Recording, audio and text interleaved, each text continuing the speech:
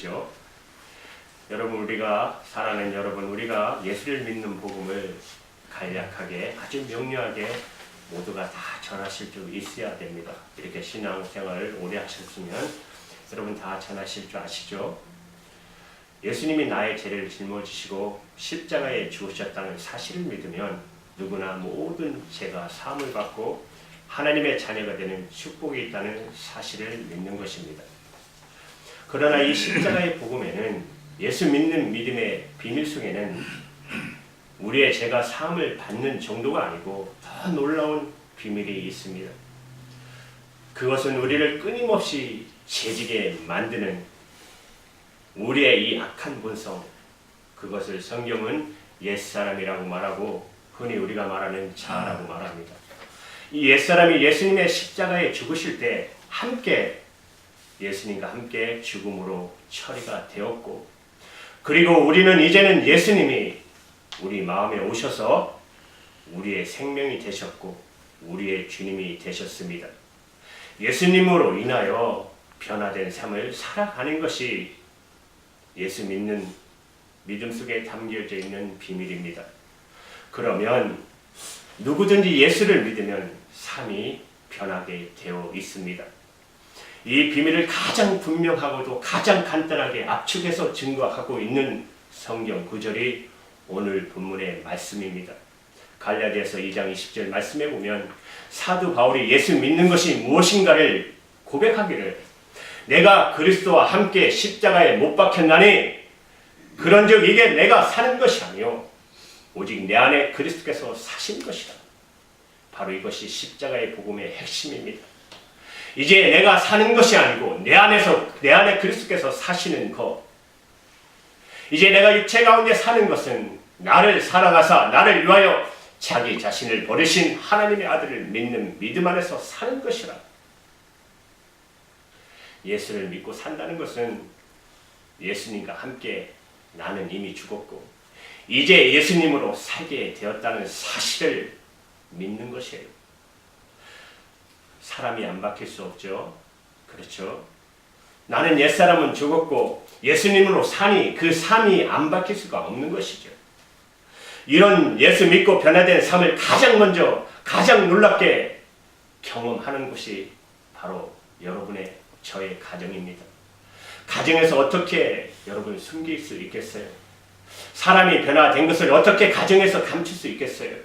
그래서 예수 믿는 가장 놀라운 증거는 가정에서부터 나타나게 되어 있고, 가정에서 나타나야 그 사람이 진짜 예수 믿는 사람입니다.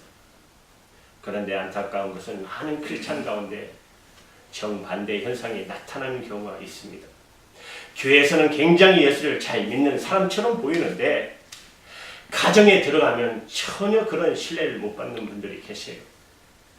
여러분, 가정 밖에 나오면 사람들과의 관계가 다 좋으시죠? 우리에게 있어서는 인간관계는 우리의 생존과도 직결되는 문제이기 때문에 윗사람에게 잘하고 아랫사람들에게 신뢰를 얻고 그리고 동료들, 친구들과 좋은 관계를 유지하려고 살려고 무던히 애를 쓰잖아요. 그래서 다 좋은 사람이라는 평가를 들으려고 합니다. 그런데 여러분, 그만큼 그 가정, 여러분의 가정에서 남편과 아내에게, 부모와 자녀들에게 잘하십니까? 가정 바깥에 있는 사람들과 같이 그렇게 가족들에게도 신경을 쓰시고 또 좋은 평가를 받으시나요? 예수 믿는 크리스찬 중에는 바깥에서는 인정을 받는데 가정에서는 그렇지 못한 분들이 있습니다. 이런 일이 있다 보니 예수를 믿어도 사람이 완전히 변하는 것은 아닌가 보다, 그렇게 생각하는 분들이 많아요. 여러분, 절대 그렇지 않아요. 예수 믿어도 사람이 안 변하는 일이 있는 게 아니고 예수를 바로 믿지 못하니까 진정한 변화가 일어나지 않는 것이에요.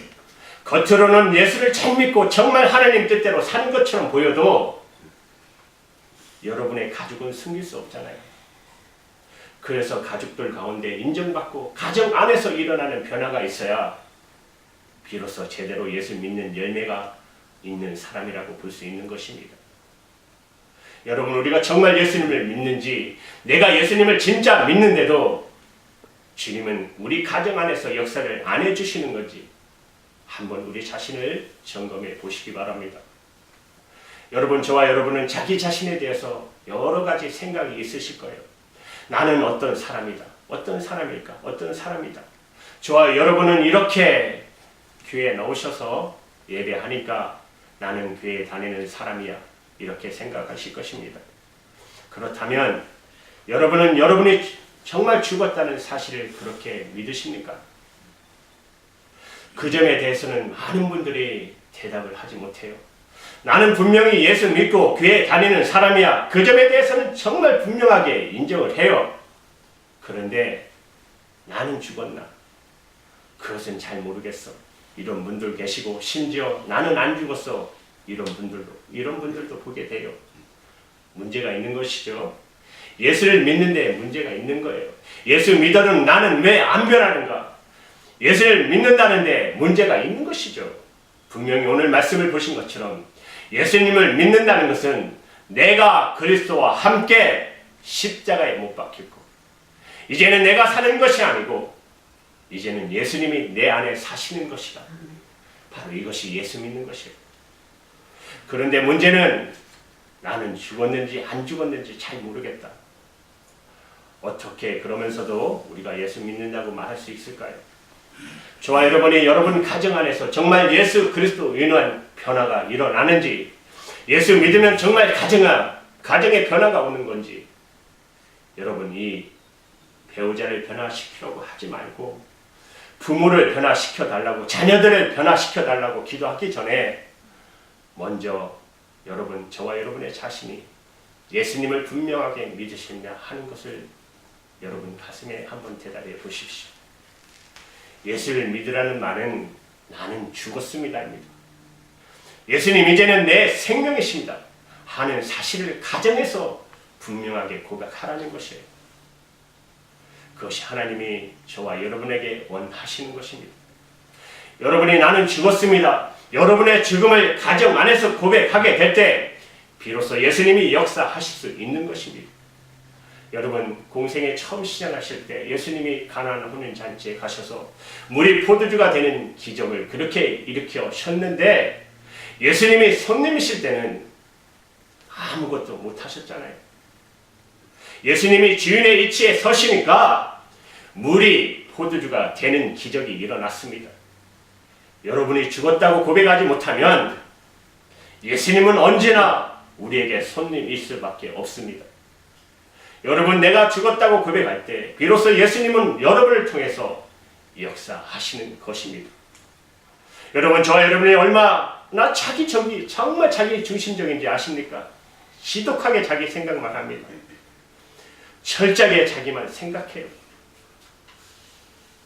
예수님이 역사하지 못하시는 가장 큰 걸림돌은 우리 자신이 죽지 않고 살아있는 것이에요. 여러분, 많은 말씀을 듣고 그렇게 여러분 은혜를 받았다고 해도 여러분들이 아직 그 말씀에 대한 올바른 해석, 모든 것을 자기 중심적으로 한다면, 자기의 귀에 맞춰서 한다면, 자기 원하는 대로 한다면 아직도 우리는 예수를 제대로 믿지 않는 것이에요. 여러분, 이런 말 있잖아요. 여러분, 아내는 남편에게 순종하고 남편은 아내를 사랑하라. 이 가정에서 부부 사이의 행복의 비밀이잖아요. 열쇠예요. 어떤 부부도 이 말씀 안에서 행복하지 않을 부부가 없잖아요. 그런데도 그 놀라운 말씀조차도 부부 싸움의 원인이 되지 않습니까? 다 자기 중심적으로 해석하니까. 당신 순종하라고 그랬잖아. 아니, 이게 사람이에요? 이렇게 싸우지 않아요? 우리 젊었을 때 모습 같네요. 가정을 행복을 주신 이 말씀조차도 내가 죽지 않으면 싸움거리가 밖에 안 된다는 거예요. 왜 죽어야 합니까? 우리 자신이 문제 덩어리이기 때문에, 죄악의 덩어리이기 때문에 그런 거예요. 여러분이 가정 안에서 가장 자기 자신이 어떤 존재가를 정확하게 알게 되는 것이에요. 하나님이 우리에게 가정을 주신 이유 중에 하나라고 저는 생각됩니다. 만약에 우리가 가정이 없었다면 내가 어떤 존재인지를 몰랐을 거예요. 여러분 가족끼리 같이 지내시면서 여러분 자신을 먼저 볼 줄 알아야 됩니다. 남편, 아내를, 부모, 자녀를 보지 마시고 우리 자신을 볼 줄 알아야 돼요. 가족들은 여러분을 보는 거울일 뿐입니다. 제가 아는 어느 목사님이 이런 고백을 하셨어요. 딸이 중학생 될 때 어느 날 저녁 때 아버지한테 자기한테 찾아와서 아빠 나 다른 교회 가면 안 돼요 이렇게 하더래요. 교회 막 하고 계시는데 얼마나 그 목사님 놀라시겠어요. 큰 충격을 받으셨어요. 아니 왜 그러냐고. 도대체 목사 딸이 다른 교회 가면 어떻게 하게 그런 말 하면 어떻게 되겠어요. 너무 충격을 받았어요. 목사님이. 아버지가 무섭다라는 거예요. 아버지가 너무 무섭대요. 그때 목사님이 충격을 받으셨어요. 교회에서와 가정에서 모습이 이렇게 차이가 난다는 것을 그때 깨달았대요. 사랑하는 여러분, 저도 그랬어요. 아직도 어머니에게 진지하게 정말 감사합니다, 사랑합니다 잘 말하지 못해요. 성격이 제 아내에게도 뭐 사랑하라는 이런 고백 잘 못해요. 쑥스러운데 사랑이 뭐 말로 합니까? 마음속 깊이 하는 거지. 그런 생각하고 있었어요. 가끔 물어와도 그렇게 넘겨버려요. 그런데 알고 보니까 제가 겉으로만 온순하지 굉장히 고집이 강하고 굳어있는 사람이라는 걸 알았어요. 사랑합니다, 감사합니다 이런 고백을 못하는 사람이에요. 이것이 나의 현실이었어요. 가족이 있었기에, 아내가 있었기에, 가정이 있었기에 비로소 저를 안 겁니다. 여러분도 여러분의 가족이 여러분을 보여주려는 사실을 명심하셔야 합니다. 가정을 통해서 여러분 자신을 보셔야 합니다. 그걸 보셔야 돼요. 그것이 우리에게 가정을 주신 하나님의 계획입니다. 하나님께서는 우리가 가정에서 겪는 모든 일에 있어서 우리가 어떤 사람인가를 먼저 보게 하십니다. 내가 어떤 사람인지를 보지 않고, 그리고 부모가 어떻고 자녀들이 어떻고 남편이 아내가 어떻고 하면 영원히 그 문제 풀어지지 않아요. 문제가 생겼다면 결국 내가 어떤 사람인가를 보았다면, 그렇다면 여러분 왜 성경이 십자가의 복음을 말하면서 나는 죽었습니다 라고 말하게 하는지 알게 됩니다. 사도 바울이 이제는 내가 사는 것이 아니요, 이것이 하나님의 기적이 시작이었어요. 사도 바울에게 있어서는 하나님의 역사를 시작하는 이유였었어요. 여러분 자신을 알면, 그러면 여러분의 죽음은 복음입니다. 저와 여러분이 얼마나 문제가 많은 사람이고, 얼마나 저와 여러분이 죄의 덩어리고 우리 속까지 죄로 물들어 있는 존재예요. 여러분 가정에서 살다 보면 다 경험하시잖아요. 저와 여러분이 얼마나 이기적이고 자기중심적이고 치사하고, 그렇죠? 저와 여러분이 잘 아시잖아요. 예수님께서 십자가에서 내 옛사람과 함께 죽으셨다. 여러분 분명히 하셔야 합니다. 여러분이 여러분을 괴롭히는 거예요. 여러분을 가정에서 힘들어 하는 것은 남편이나 아내가 아니고 자녀들이 아니고 부모님이 아닙니다. 여러분이에요. 여러분 자신입니다. 여러분 자신이 여러분을 끊임없이 괴롭게 만들고 있는 것이에요. 나를 만족시켜줘. 나를 행복하게 해줘. 나를 이해해줘. 나를 인정해줘. 우리 안에 있는 그 욕구가 가족을 힘들게 하고 여러분들도 힘들게 하는 것이에요. 여러분, 나는 죽었습니다. 정말 나는 죽었다고 하는 사실을 받아들이고 나면 문제가 될 게 뭐가 있어요? 자존심 상할 게 뭐가 있어요? 어떤 분은 죽는 게 힘들다는 분도 있어요. 그것은 자기의 노력으로 죽으려고 하니까. 여러분 아무리 자기 노력을 죽으려고 해보세요. 죽어지나? 그렇습니다. 노력은 결코 죽어지지 않습니다. 하나님이 다 이루어 놓으신 것을 우리가 믿으면 되는 것이에요. 예수님이 십자가에 죽으실 때 우리도 함께 죽었다고 하나님이 정하셨어요. 우리는 그것을 아멘으로 받기만 하면 되는 것입니다. 나는 죽었습니다. 이미 주님이 이루어 놓으신 일이니까. 로마서 6장 11절의 말씀에 이와 같이 너희도 너희 자신을 죄에 대하여 죽은 자요 그리스도 예수 안에서 하나님에 대하여는 산 자로 여길지어다. 이것이 우리가 할 일입니다. 나의 죄에 대해서는 죽은 자입니다. 옛사람은 죽었습니다. 그렇다고 여기라고 하는 것입니다. 그때부터 주님은 역사하시는 것입니다. 왜 주님이 역사하지 않으실까? 우리 가정에서 왜 주님은 역사하지 않을까? 주님은 저와 여러분에게 원하세요. 죽음을 보여달라는 것입니다. 죽음을 보여달라는 것입니다. 죽음은 모든 것을 바꿔놓습니다. 여러분, 어느 집사님이 암수술을 하셨는데 그 집사님이 수술을 받으실 때 죽음을 각오해야만 했습니다. 의사가 죽을 수도 있다는 확률이 너무 높기 때문에 당신 각오하고 수술하시라고. 그런데 다행히 수술이 회복되셨어요.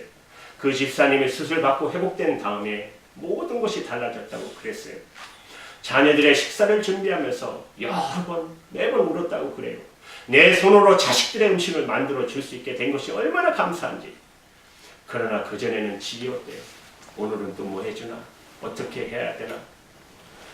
남편이 출근할 때 옷을 챙겨주시면서도 매번 우셨대요.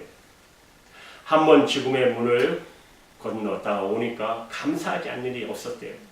수고하는 것도 다 감사드려요. 여러분, 왜 십자가의 복음이 예수님과 함께 죽고 다시 사신 것을 아셔야 합니다. 모든 게 다 달라집니다. 우리가 죽을 때가 되면 여러분, 저와 여러분이 모두가 다 죽을 때 겪을 일입니다.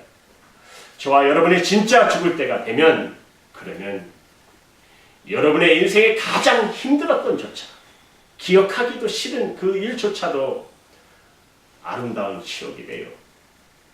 그런데 그것을 꼭 죽을 때 가서 깨달아야 하느냐 말입니다. 예수님을 구주로 주인으로 영접할 때 비로소 여러분의 눈이 띄입니다. 여러분의 눈이 띄입니다. 그래서 예수님께서는 우리 가정에서 기적을 일으켜 내실 때 먼저 저와 여러분의 죽음을 보여달라는 것입니다. 고린도후서 4장 10절의 말씀을 우리 한번 같이 읽겠습니다. 시작. 우리가 항상 예수의 죽음을 몸에 짊어짐을 예수의 생명이 또한 우리의 몸에 나타나게 하려니와. 아멘. 우리가 항상 예수의 죽음을 몸에 짊어짐은 예수의 생명이 또한 우리 몸에 나타나게 하려 합니다. 예수님의 생명이 나타나기 위해서는 우리의 죽음을 짊어져야 된다는 사실이에요. 여러분, 우리 가정 변화시켜 주세요. 우리 가족 변화시켜 주세요. 그렇게 기도하지 말고 주님, 저는 죽었습니다. 이제는 예수님이 저를 통해서 역사하세요. 남편과 아내를 저를 통해서 만나주시고 자녀들 저를 통해서 만나주시고 저는 그저 죽었습니다. 저를 쓰세요 하고 주님께 내어드리는 것, 그것이 바로 정답입니다. 열심히 산다고만 잘 되는 거 아니잖아요. 그렇죠? 열심히 산다. 십자가의 분명한 믿음이 가정에서부터 적용되어야 하는 것이에요. 정말 예수님이 기도하는데도 응답을 안 해주시는 건지 아니면 아무 역사를 못 하시는 건지를 이 시간 여러분 자신을 돌아보십시오. 남편 때문에 불만이신 분, 마음에 안 드시는 분, 남편이 예수님이 남편이면 좋으시겠죠. 그런데 여러분, 나는 죽었습니다 하는 게 분명하지 않으면 예수님 남편이라도 조금 지나면 예수님에 대해서 불평만 하실 거예요. 내가 죽었습니다가 되어야 예수님과 함께 사는 게 행복한 거예요. 여러분, 부모님에 대해서 마음에 안 드시는 분, 예수님이 부모님이시면 좋겠나요? 마찬가지예요. 여러분이 십자가에서 옛사람이 죽지 않으면 그러면 예수님도 불만이에요. 여러분 보십시오. 이스라엘 백성만큼 놀라운 이적과 기적을 체험한 민족이 어디 있어요? 그 좋으신 하나님. 그런데 그들이 불만합니다. 하나님을. 그래서 어떻게 돼요? 강해에서 다 죽어갔잖아요. 그렇죠? 예수님과 함께 집에 같이 사시면 좋으시겠죠. 예수님 모시고 사시면 좋겠죠. 그런데 예수님을 그냥 손님으로 여기면 이처럼 불편한 일이 없을 것입니다. 예수님을 손님으로 모시고 살면, 나는 죽고 예수님으로 사는 자가 되면 예수님 집에 모시고 살면 가작된 것이죠. 여러분이 나는 죽었습니다라고 분명히 준비가 안 되면 예수님이 역사를 못 하십니다. 예수님이 역사를 안 해주시는 것이 아닙니다. 여러분이 십자가의 복음을 분명히 하시라는 것입니다. 부족한 제가 목회를 하면서도 많이 그랬어요. 힘들 때는 이 부족한 저에게 말씀을 전하고 어떨 때는 막 기도 중에 어떻게 전해야 되나 그런 생각도 하고 또 힘들게 하는 분들 만나면은 어떻게 합니까? 나는 못합니다. 그러는 때가 많았었어요. 내가 죽어야 된다는 생각을 많이 하면서도 죽어지지 않는 것입니다. 그러나 어느 날 주님이 저에게 물었어요. 너 날 사랑하느냐? 너 나를 사랑하느냐? 예, 사랑합니다. 그러면 죽어야 된다. 죽어야 됩니다. 그래서 죽으려고 정말 열심히 노력하고 있습니다.